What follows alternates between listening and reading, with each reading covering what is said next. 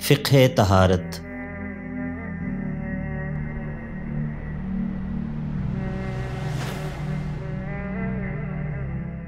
الحمد للہ رب العالمین والصلاة والسلام علی الرسول الامین، اما بعد۔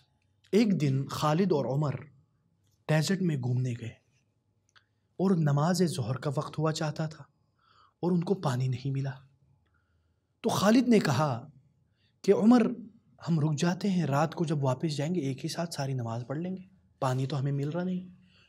تو عمر نے کہا نہیں، ہمیں نے ایسا نہیں کرنا، بلکہ ہم نے نماز ٹائم پہ پڑھنی ہے، پانی نہ ملے تو کوئی مسئلہ نہیں، ہمارے دین میں آسانی ہے، ہم تیمم کر لیں گے۔ تو دیکھیں ہمارا دین کتنا آسان ہے، دین مشکل نہیں ہے لیکن ہم نے مشکل بنا دیا ہے۔ تو اس لیے جب انسان ان حالات سے گزرے تو اس کو کیا کرنا چاہیے، خاص کر تیمم کے وقت۔ تو تیمم کا کیا مطلب ہے؟ تیمم کا یہ مطلب ہے کہ بندہ اپنے منہ اور اپنے ہاتھوں کو پاک مٹی سے مسح کر لے۔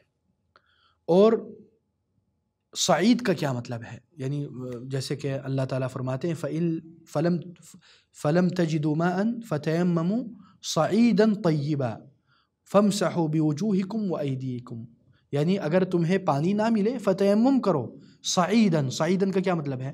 یعنی ہر وہ چیز جو زمین کے اوپر ہے، تراب جو مٹی ہے یا مٹی جیسی ہے، اس سے آپ مسح کر سکتے ہیں۔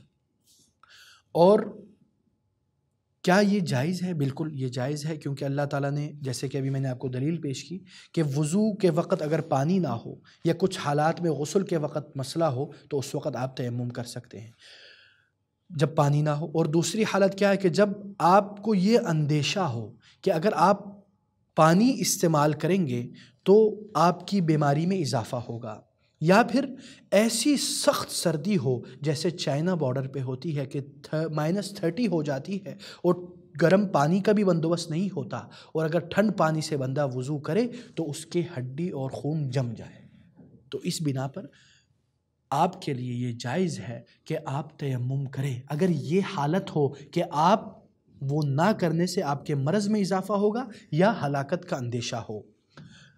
اور اب سوال یہ پیدا ہوتا ہے کہ تیمم کی صفت کیا ہے؟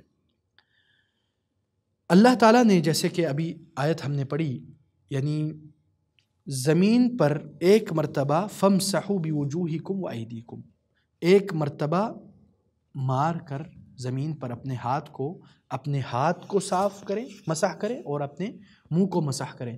سب سے پہلے آپ ہاتھ ماریں گے زمین، پھر ہاتھ اٹھا کے دایاں ہاتھ سے بایاں پہ اور بایاں سے دائیں پہ کریں گے، اور اسی طرح آپ اپنے منہ پہ بھی ہاتھ پھیر لیں گے۔ اور رسول اللہ صلی اللہ علیہ وسلم نے فرمایا یہ عمار بن یاسر کو کہ انما کان یکفیک ھذا، یعنی تمہارے لیے یہی کافی تھا کہ تم زمین پر ہاتھ مارو اور پھر اپنے ہاتھ کو صاف کرو، مسح کرو اپنے ہاتھ پر اور اپنے منہ پر۔ یہ بخاری اور مسلم کی روایت ہے۔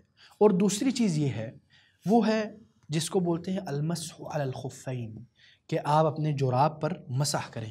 آپ نے جو موزے پہنے ہوئے ہیں، موزے یا خف کس کو بولتے ہیں؟ ہر وہ لباس، ہر وہ کپڑا ہو یا جلد ہو جو آپ کے قدموں پہ انسان پہنتا ہے، جس کو آج کل ہم موزے یا جراب کہتے ہیں، لیکن چاہے وہ کپڑے سے بھی بنے ہو، ضروری نہیں کہ جلد سے ہو، چاہے بعض علماء نے یہ کہا ہے، لیکن آپ نے وہ آپ کے پورے ٹخنوں تک چھپا ہو، یہ نہیں کہ ٹخنوں سے نیچے بھی آدھا پیر ہو اور آدھا نہ ہو۔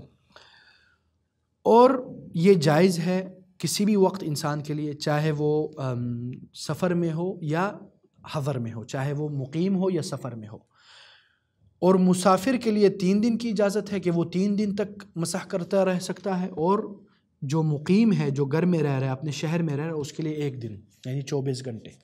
اور مسح علی الخفین کے کیا شروط ہیں؟ سب سے پہلی شرط یہ ہے کہ وہ حالت طہارت میں اس کو پہنے، یعنی وضو کر کے پاؤں کو دھو کے پہنے۔ اور دوسری چیز کہ وہ پورے پیر کو جدھر وضو کیا جاتا ہے ٹخنے تک وہ ڈھکا ہو، یعنی پورا پاؤں، یہ نہ کہ ہاف ہو۔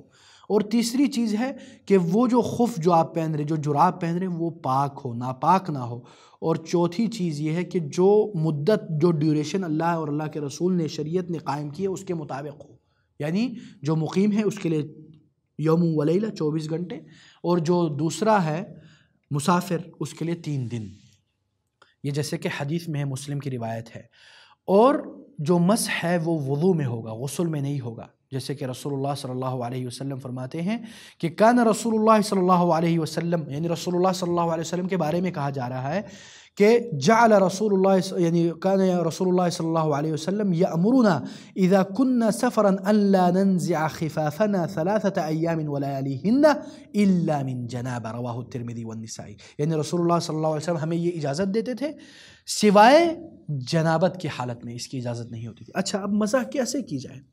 مسح کی جائے گی کہ مثلا یہ آپ کا پاؤں ہے، آپ نے اور اس کے اوپر آپ نے جراب پہنی ہوئی ہے، اور آپ نے جراب کے اوپر سے اپنے پانی کو، اپنے ہاتھ کو پانی سے شراربور کریں، اور پھر وہ جو گیلا ہاتھ ہے وہ موزے کے اوپر سے یوں کر کے گزار لیں، مسح کر لیں، نیچے سے نہیں کرنا، اور ایک ہی مرتبہ ہوگا۔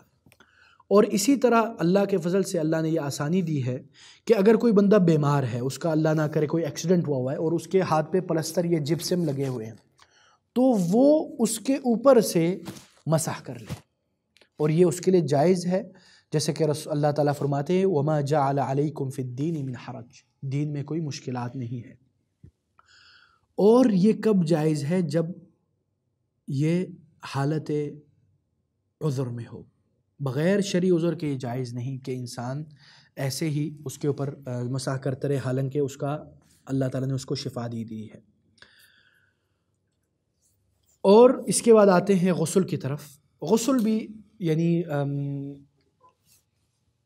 2-3 چیزوں کی وجہ سے ہوتی ہے غسل واجب۔ ایک تو ہے جماع، مباشرت میاں بیوی کے مابین، اور دوسری چیز ہے منی کا خروج ہونا، اور تیسری چیز ہے احتلام، یعنی ان دونوں میں مشابہت ہے۔ اور استحباب، یعنی کب یہ انسان کے اوپر سنت ہے کہ یہ مستحب ہے انسان کے لیے کہ وہ جمعہ اور عیدین کے دن، یعنی عید الفطر اور عید الاضحیٰ کے دن وہ غسل کرے۔ اور غسل کے کیا طریقے ہیں؟ غسل 2 طریقے کے ہیں، ایک ہے جو سنت اور اکمل اور افضل طریقہ جو رسول اللہ صلی اللہ علیہ وسلم کا طریقہ ہے، ایک ہے جو بس آپ کا لیے یعنی غسل مجزی، یعنی آپ کا غسل ہو جاتا ہے، صرف حلال ہو جاتا ہے، یعنی جو آپ کے اوپر لازم چیز ہے وہ ہو جاتی ہے، لیکن اگر آپ غسل اکمل، غسل سنت کریں گے اس میں آپ کو زیادہ ثواب ہے۔ اچھا، غسل مجزی کیا ہے؟ یعنی ایک جو یعنی آسان سا غسل کیا ہے کہ آپ اپنے پورے جسم کو پانی میں شراربور کر دیں، اور جسم پہ پانی گرائیں، اور اس میں آپ کی نیت ہونا ضروری ہے کہ آپ اس سے غسل کی نیت کر رہے ہیں۔ اور جو غسل کامل ہے سنت والی وہ کیا ہے؟ سب سے پہلے آپ نیت کریں، دوسرا آپ بسم اللہ کہیں، پھر آپ اپنے ہاتھ کو دھوئیں، اور آپ اپنے شرمگاہ کو صاف کریں، پاک کریں، دھوئیں، اور پھر آپ وضو کریں ایسے جیسے کہ آپ نماز کے لیے وضو کر رہے ہیں۔ پھر آپ اپنے سر پہ 3 بار پانی گرائیں، اور اپنے بالوں کو پانی سے یعنی گیلا کریں، پھر اس کے بعد اپنے پورے جسم پر پانی گرائیں، اور پھر دائیں ہاتھ کی طرف اس سائڈ پہ آپ پانی گرائیں، پھر بائیں سائڈ پہ گرائیں، کیونکہ یہی رسول اللہ صلی اللہ علیہ وسلم کا طریقہ تھا، جیسے کہ امنا حضرت عائشہ رضی اللہ عنہا نے اس کی روایت کی اور اس کی تفصیلات بیان کی، اور یہ بخاری و مسلم کی روایت ہے۔ اللہ تعالی ہمیں ان احکام شریعت اور ان غسل اور وضو اور تیمم کے احکام کو سمجھنے کی توفیق دے، اور لوگوں تک پہنچانے کی احسن انداز میں کوشش میں ہمیں کامیاب کرے۔ وصلی اللہ وسلم علی نبینا محمد۔